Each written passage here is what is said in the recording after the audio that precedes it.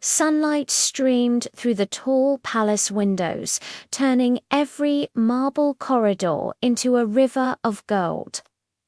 It was a quiet spring morning, so quiet that it felt unnatural, as if the palace itself was holding its breath.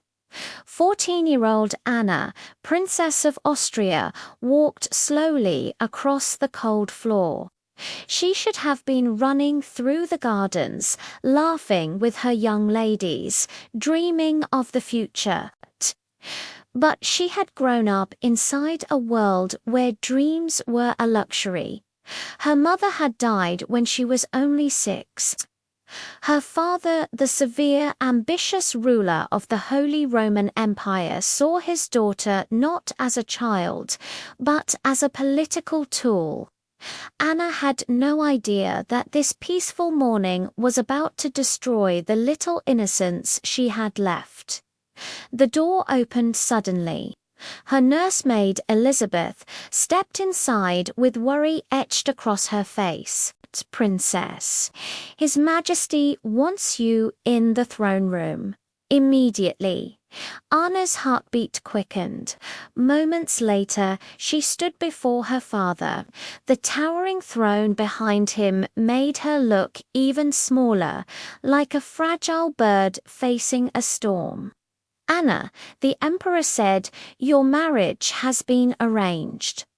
The words hit her like a sword. To whom?" She whispered. "Your uncle, King Ferdinand." Anna felt her world collapse. Ferdinand, her father's much older relative, was decades older than she was, a hardened ruler known for control and politics. "Father, I'm not ready," she said, trembling. "Princes and princesses are never ready," he replied coldly. "They serve their empire. That is all." In that moment, Anna realized that her tears, her fear, her dreams, none of them mattered here. The palace exploded with preparations in the following days. Tailors, jewelers, and maids surrounded Anna constantly. But inside, she felt like a candle flickering in a storm. Her friends giggled about her wedding gowns. Courtiers whispered about alliances, treaties, and power. But Anna lay awake every night, sobbing quietly into her pillow. One night, Elizabeth sat beside her. "My sweet Anna," she murmured, brushing her hair gently, "I cannot save you from this marriage. But I will not let you break." Anna clung to her like a child seeking safety in a burning world. She was just a girl yet. She was being forced to enter a life far heavier than her small shoulders were meant to hold. Ferdinand, once a distant figure who rarely visited the Austrian court, now resided in the palace for weeks. Anna trembled every time she saw him. He wore embroidered robes and a crown lined with jewels, but none of it hid the stern, commanding intensity in his eyes.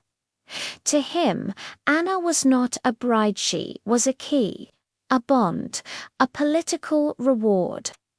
One evening, he approached her in the corridor. "You will be queen," he said.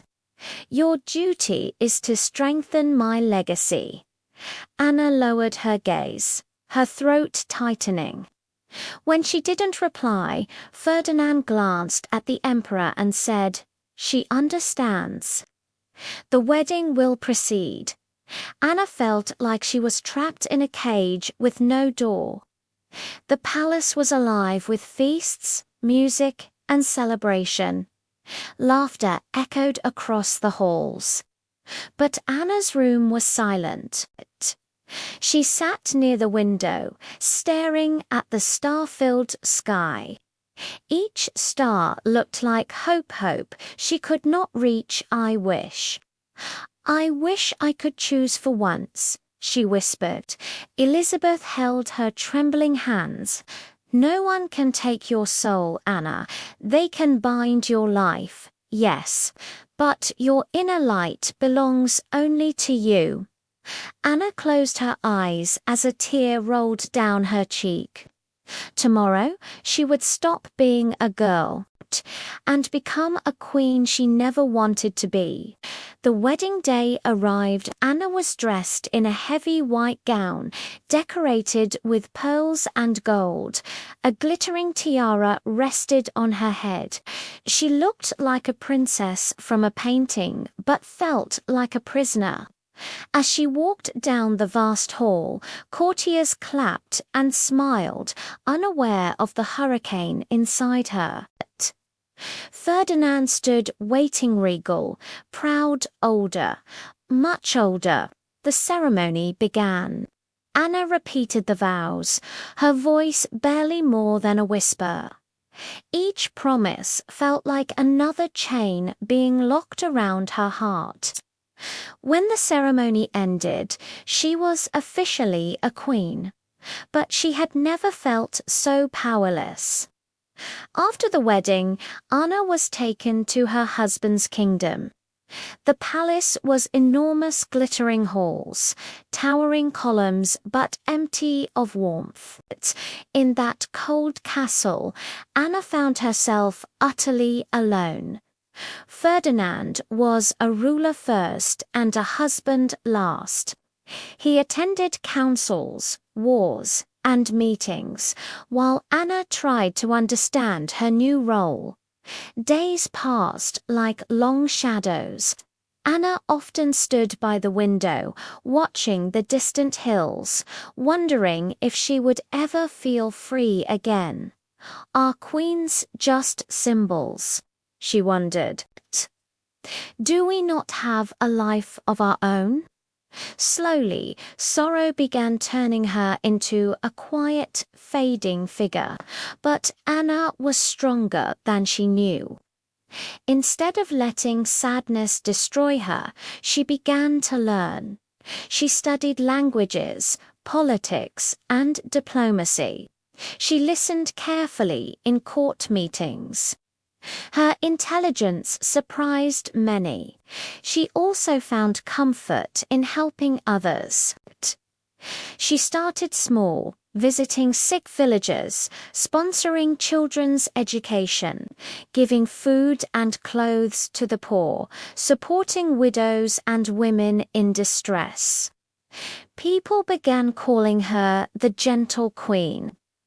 Anna realized something powerful. She could not change her fate, but she could change the fate of others. Her kindness became her rebellion. Years passed. When Ferdinand fell ill, Anna was asked to attend the royal council. For the first time, she was allowed to speak. Her voice was calm but wise. Her ideas were reasonable. Her compassion earned respect. Ministers looked at her not as a child bride, but as a leader. She had gained something even kings struggled for: true influence earned through character, not fear, without raising a sword, without shouting, without defying the empire openly. She became a force in the kingdom.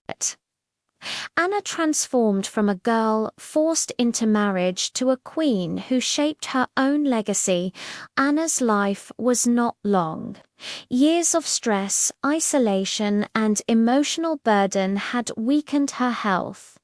In her final days, she called Elizabeth to her bedside. "I did not choose the life I lived," Anna whispered, "but I chose how to live it. If even one person walked a brighter path because of me, then my soul is at peace." When she passed, the kingdom mourned not just a queen, but a gentle heart. Even today, people remember her not for her tragic marriage, but for the courage she showed in silence. The compassion she spread in darkness, and the resilience that made her more powerful than any crown. Anna's story teaches us taking choices away from children destroys their childhood. Politics has broken many innocent lives throughout history, but strength, kindness, and dignity can shine even in the darkest circumstances. Anna was forced into a life she did not want, but she lived it with a grace few could ever match.